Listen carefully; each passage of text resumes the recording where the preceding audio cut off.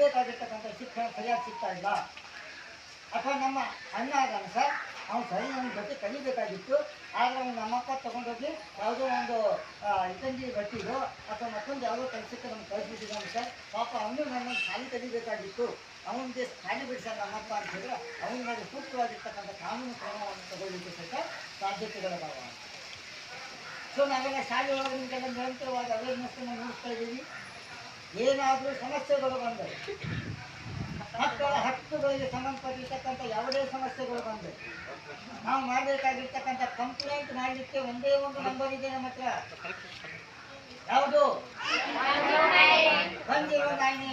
ಏನು ಬೇಕಾಗಿರಲ್ಲ, 1098ಗೆ ನಾವು ಕರೆ ಮಾಡಿಬಿಟ್ಟು ಅಂತಂದ್ರೆ ಅದಕ್ಕಿಂತ ಪೂರಕವಾಗಿ 1098ಗೆ ಸಂಬಂಧಪಟ್ಟಂಗೆ ಅದಕ್ಕೆ ಪೂರಕವಾಗಿ 112 ಮಾತಾಡಿ.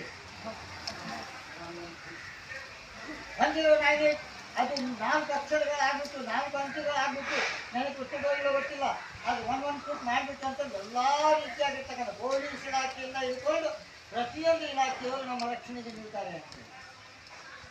ಹಾಗಾಗಿ ನಮಗೆ ಇರ್ತಕ್ಕಂಥ ಹಕ್ಕುಗಳಲ್ಲಿ ಏನಾದರೂ ಕೊರತೆಗಳು ಇದ್ದರೆ ಆ ಹಕ್ಕುಗಳಿಗಾಗಿ ನಾವು ಕೇಳಬೇಕಾಗಿರ್ತಕ್ಕಂಥದ್ದು ನಮ್ಮ ಕರ್ತವ್ಯ ಆಗಿರೋದ್ರಿಂದ ಆ ಒಂದು ನಿಟ್ಟಿನೊಳಗೆ ನಮ್ಮ ಗ್ರಾಮ ಪಂಚಾಯಿತಿಯು ಒಳ್ಳೆ ರೀತಿಯಿಂದ ಸಹಕಾರವನ್ನು ಕೊಡ್ತಾ ಇದ್ದೀವಿ.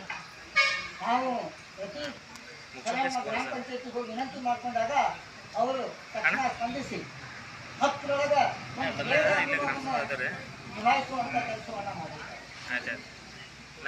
ಜೊತೆಗೆ ಈ ವರ್ಷದ ಒಂದು ವಿಶೇಷತೆಯ ಬಗ್ಗೆ ಇದನ್ನು ಹೇಳ್ತೇವೆ. ಗ್ರಾಮ ಪಂಚಾಯತ್ ಈಗ ಇದ್ದಾರೆ, ಸಂತೋಷ ಇದ್ದಾರೆ, ಅವ್ರು ಮುನ್ನೋಡಿ ಹೇಳೋಕ್ಕಾಗಲ್ಲಪ್ಪ, ಹೆದರಿಕೆ ಆಗ್ತದೆ ಅಥವಾ ಏನೋ ಸಂತೋಷ ಇದೆ, ನನಗೊಂದು ಇರ್ತಕ್ಕಂಥ ಪ್ರಾಬ್ಲಮ್ ನಾನು ಹೇಳಲಿಕ್ಕೆ ಆಗ್ತಾ ಇಲ್ಲ, ಬಹಿರಂಗವಾಗಿ ಹೇಳಲಿಕ್ಕೆ ಆಗ್ತಾ ಇಲ್ಲ. ಯಾರು ಒಬ್ಬರು ಹಿಂಗೆ ನನಗೆ ಕಾಟ ಇದ್ದ ಅಂತ ಅನ್ನೋದನ್ನು ಹೇಳಲಿಕ್ಕೆ ಒಂದು ಮಗು ಹೇಳುತ್ತೆ. ಅದು ಹೇಳಬೇಕಂತಂದರೆ ಆಶಾ ಕಾರ್ಯಕರ್ತರು ಹೇಳಬೇಕು, ಇಲ್ಲ ಅಂತಂದರೆ ಅಂಗನವಾಡಿ ಕಾರ್ಯಕರ್ತರು ಹೇಳಬೇಕು, ಮಾಸ್ತರಿಗಳು.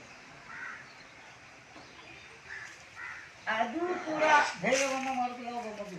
ಅವಾಗ ಆ ಮಗುವಿಗಾಗಿ ಒಂದು ವಿಶೇಷವಾಗಿರ್ತಕ್ಕಂಥ ವ್ಯವಸ್ಥೆಯನ್ನು ಈ ಸಲ ಗ್ರಾಮ ಪಂಚಾಯತ್ ಮಾಡ್ತಿದ್ದಾರೆ. ನಾನು ತಿಳ್ಕೊಂಡಿರ್ತಕ್ಕಂಥ ಮಟ್ಟಿಗೆ ದನಿ ಪೆಟ್ಟಿಗೆ ಅಂತ ಹೇಳಿ ಒಂದು ಬಾಕ್ಸನ್ನು